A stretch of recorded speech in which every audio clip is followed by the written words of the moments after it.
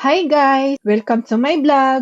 May part-time pala ako dito sa market at isa sa mga menu namin ay ang pulpang. Ito ay isang snack na bread beans, lalo na kapag winter kasi sobrang in demand siya. Yung work ko dito is more on assistant, tumutulong sa pag-prepare ng ingredients at pagbenta.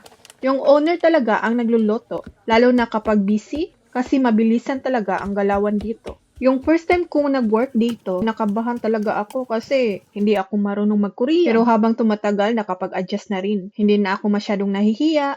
At maybe, dahil din yun sa owner ko, mabait, maunawain, tapos hindi niya ako pinipressure. Nakakapag-adjust na din kami sa isa't isa. Masaya yung work, honestly, nakakapagod minsan, pero enjoy lang. Lalo na kapag okay yung mga customer. Overall, grateful ako sa experience na to. Hindi lang siya about work, pero about confidence, adjustment, at learning dito sa Korea. Ganito lang siya lutuin, kaya hindi man siya tuwing winter season. Shout out pala kay Mitsuki Senpai. Thank you sa support.